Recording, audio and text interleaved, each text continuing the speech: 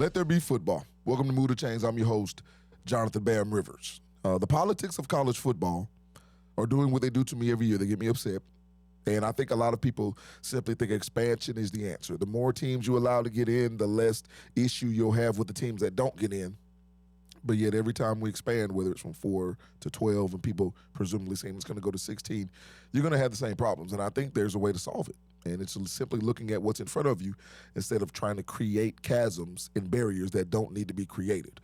So I'm going to talk about the politics of college football, specifically about two teams whom both may find themselves on the outside looking into the college football playoff.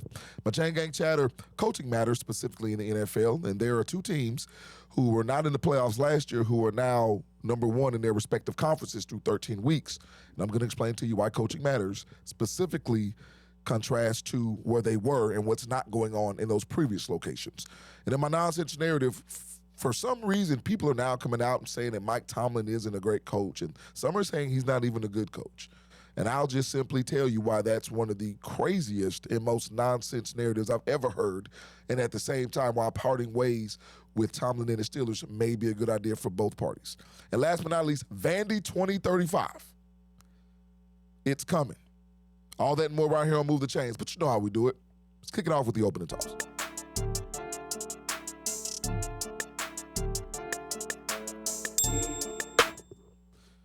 So everybody has their favorite subject or their favorite whatever color and all that type of stuff, right? My favorite subject in school is math. I love math. I've always been a numbers guy. I love the fact that math is complex, but I also love the fact that math can be simplistic. I love the fact that you can get to one answer a multitude of different ways. But there are times where I've looked at math problems in the past, especially growing up, because I don't try to do my best not to look at math problems now unless it has something to do with money, finance, and building wealth. But I look at math problems sometimes, and I look at it and say, okay, I've got all the information I need. There are a lot of different variables. And then I make that math problem harder than it needs to be.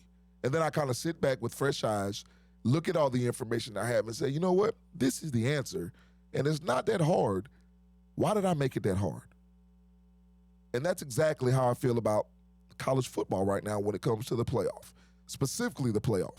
I've got the top 25 college football playoff rankings. Appreciate you guys in the back that I want to show you guys here. And you can see from 1 to 25, Ohio State and Indiana are a top. And I'm going to focus on two teams, though. And the crazy about it is one team's at 10 and the other team's at 12. Notre Dame's at 10 and Miami's at 12. And this is not something that you haven't already heard. I just get to give you my perspective now.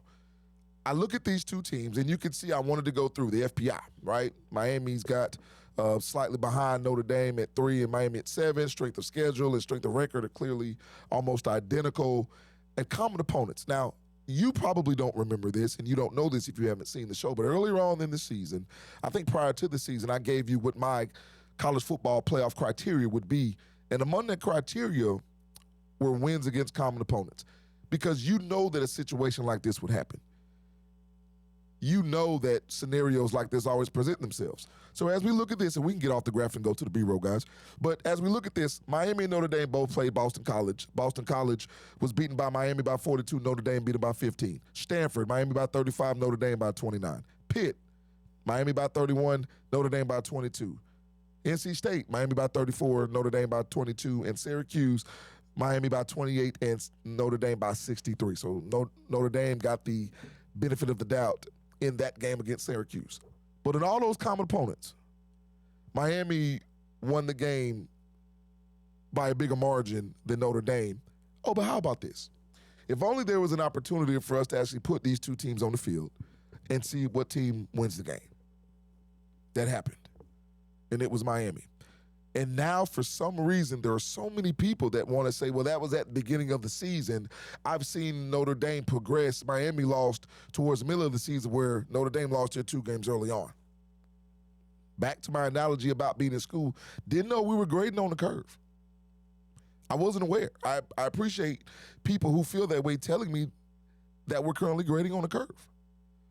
So the fact that their resumes are almost identical, the fact that Miami has more wins versus more ranked teams than Notre Dame, including beating them head-to-head, doesn't mean that Miami should be ranked higher than Notre Dame. And for the record, ladies and gentlemen, you may see a scenario when both of these teams are left out of the college football playoff, and I would agree with that. Because I think there's a scenario where if the Big 12 gets 2 teams in, that you've got one spot left for either Alabama if they don't beat Georgia. This is the scenario. For Alabama, Georgia, and Notre Dame, Alabama, Miami, and Notre Dame, and I think Alabama gets in over those 2 teams clearly. So this isn't a Miami should be in the college football playoff over Notre Dame or Notre Dame. This is a Miami should be ranked higher than Notre Dame because head-to-head matters. Because you looked at the rankings and you looked at the graphic earlier, Texas A&M has not played that great of a schedule in terms of SEC standards, but we know they're one of the best teams in the country, right? But Texas, that everybody talked about, Vanderbilt has a great case. Why is Texas ranked ahead of Vanderbilt, everybody? Texas beat Vanderbilt head-to-head. Not going to get mad about that. Oklahoma and Alabama have 2 of the best resumes in terms of quality wins in the country. Both are currently in the college football playoff. Well, why is Oklahoma ranked ahead of Alabama? Well, because Oklahoma beat them head-to-head. So you have it in your ability.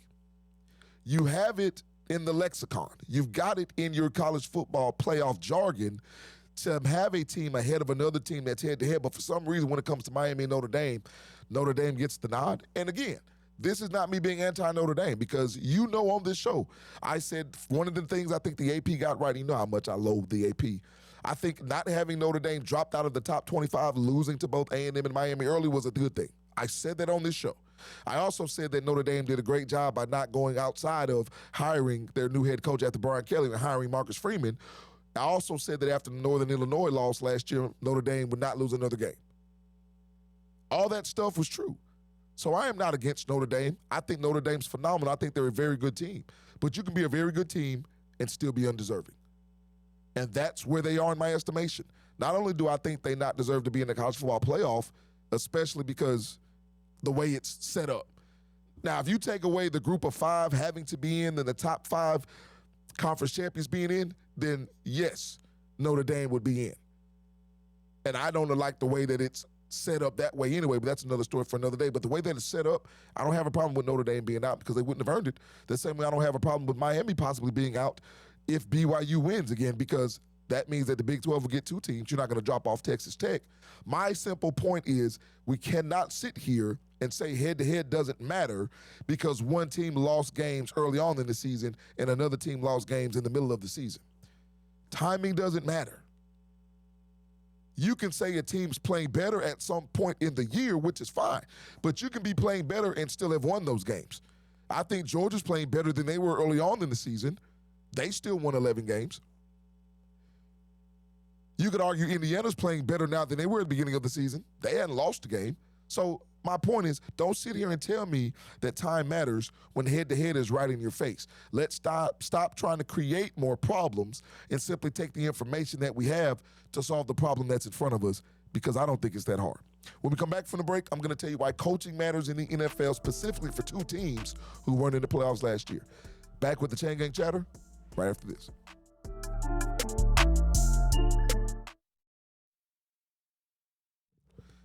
And welcome back in to Move the Chains. Before we get to the Chain Gang Chatter, just want to take this opportunity, as always, to thank my Lord and Savior Jesus Christ for hosting Move the Chains. Shout out to all the fans that support this show, whether it's on social media platforms or on the Sports Leader WXDX Fox 54. Your support is truly appreciated. To the best production crew in the business, can't do it without them. Point blank, period. And you see the QR code on the screen. If you want to learn how to build and leverage your credit, or you need to get out of debt, or you need a budgeting tool, or you need a living trust with a will and a financial medical power of attorneys, scan that QR code, check out the protection plan, and take action. Having said all that, you know what time it is. It's time for the Chain Gang Chatter.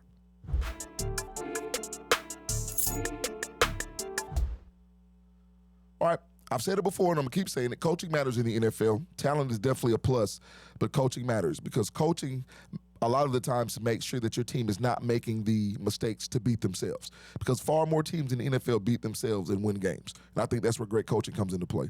So I want to talk about 2 teams specifically. Both of these teams missed the playoffs last year, and now they're at top of not just their divisions, but they're atop of the NFC and the AFC, respectively, through 13 weeks. The Chicago Bears, as you can see, lead the NFC North and the NFC at 9-3, followed closely by the Packers and the Lions. And if we go to the AFC East, with the New England Patriots. The Patriots are sitting atop 11-2 and played one of the most physical games I've seen in a while when they beat the Giants, followed by the Bills. Now, starting with the Bears. You know, back in, 2013 through whatever era it was in the Gus Malzahn era at Auburn, a lot of people thought that Gus Malzahn was a flashy coach. I mean, like, he liked to spread you out. He liked to be pretty about stuff. But the truth of the matter is, like, Gus Malzahn spread you out to run the ball down your throat. Truth of the matter is, Auburn was a very physical football team on both sides of the ball in the Gus Malzahn era, specifically in that first year when they went to the national championship game and lost a good game against Florida State. So I think Ben Johnson gets a bad rap. Not because people think he's necessarily a bad coach, but because they think he's a specific offensive coordinator who's just about being cute, who's just about the trick plays when he was in Detroit. Well, you know when he got the head coaching job in Chicago, you know the first three people he signed? Joe Thuney, traded for him from the Kansas City Chiefs, who plays left guard now. He's won Super Bowls with the Chiefs and the Patriots. Drew Dahlman, who was an unrestricted free agent who was in Atlanta, brought him in to be their center. And Jonah Jackson's now their right guard who was traded from the Rams. So he went and got two guards and a center. He went and solidified the middle of his offensive line. And I think the best way to make a quarterback like Caleb Williams or any quarterback better is to make sure that they're not bad. And you're putting him in position to be not bad because you're solidifying the offensive line, which has now allowed Chicago to be one of the best rush teams in the NFL. Combine that with a defense that leads the NFL in turnovers and total turnovers and turnover margin. And this is also an offense that closes the deal when they get turnovers. So they're just playing complementary football. And the draft picks they made in the Colston Lovelands, right, and the Roma Dunzes and the Luther Birds, they're not having to depend on them like that early on. They're not the bread and butter, and neither does Caleb Williams have to be. Caleb Williams is not top 10 in total QBR, touchdown to interception ratio, completion percentage, any of that stuff. And yet the Bears are still currently the best team in terms of their record in the NFC. And that's because Ben Johnson has a way of doing things.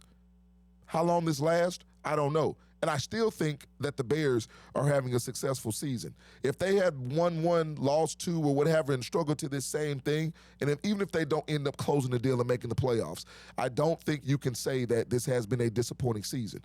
It will have been disappointing because they were in the one seed, but I think this program is still headed in the right direction. Now for the New England Patriots. Do you know Tom Brady left the Patriots because he saw the writing on the wall? He knew that they were going to be in salary cap purgatory. He knew that they weren't good. When Bill Belichick was the GM of the Patriots in his final couple years, they only had, I think, one Pro Bowler on that entire roster. They weren't good. But let me tell you, Elliott Wolf, who's the GM and the executive vice president, the Patriots spent over $364 million on contract value this offseason and over $192 million in guaranteed money. 59% of their roster right now that are starting were not on the Patriots roster a year ago. 59%. That's turnover in the NFL. That's the power of free agency. That's the power of spending money that you have to spend under the salary cap. And that's the power of Mike Vrabel. And what are the Titans without Mike Vrabel? Don't even need to go into that. And I firmly believe that when the Patriots beat the Bills earlier on this season, they got a confidence that they didn't have. And Mike Vrabel wanted to make sure they know this is who we are and this is who we're going to be. And I think it's no surprise that he has the Patriots at 11-2. What I mean by it's no surprise, not that I saw the Patriots being this good this early. I knew they'd be good. I'm just saying it's no surprise that Mike Vrabel is a big reason why, because he's that good of a coach.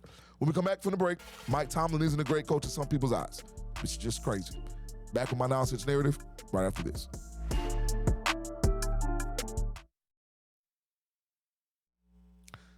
Welcome back to Mood of Change. I'm not going to delay the inevitable because it's time for my favorite segment of the show. It's time for my nonsense narrative. Run it. So the next man up mentality does mean something because you can't quit. You know why people think Mike Tomlin needs to leave Pittsburgh?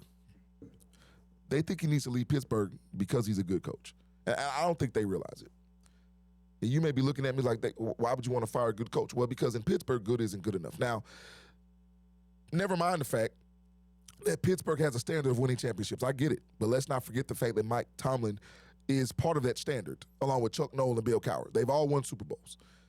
And I understand people saying that Mike Tomlin hasn't won a playoff game since, 2016? I think that needs to change. that needs to change as well. And even if you think that Mike Tomlin and the Pittsburgh Steelers need to part ways, I'm not going to argue about that either, because sometimes things just run their course. I get it. Mike Tomlin would be hired in a second.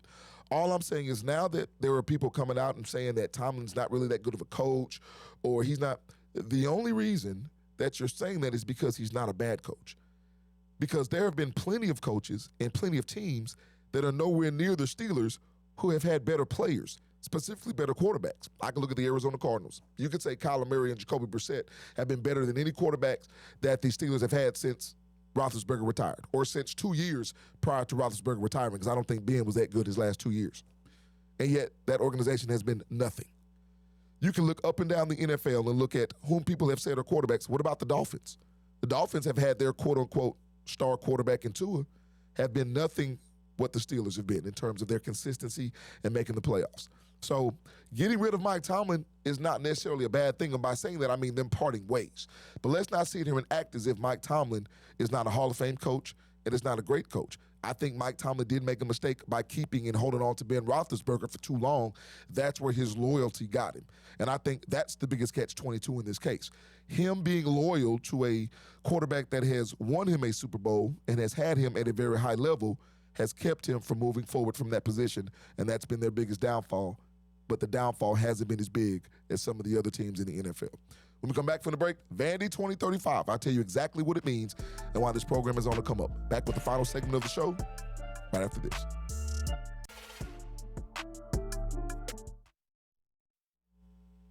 And welcome back into the show. And now it's time for the final segment of the show. It's time for the final drive.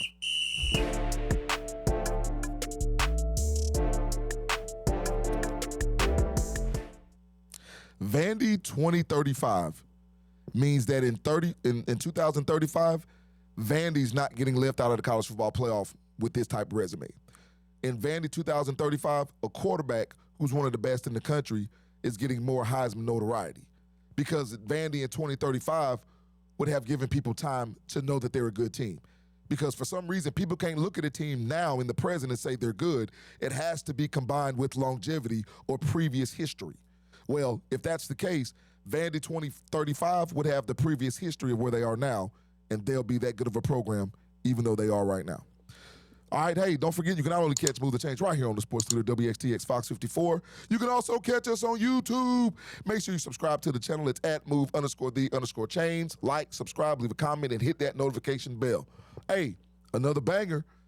For the best production crew in the business, I'm your boy, Jonathan Bam Rivers. And always remember, build every day of your life brick by brick. And don't forget, scan that QR code to look at the protection plan, and make sure you call Robert with any questions.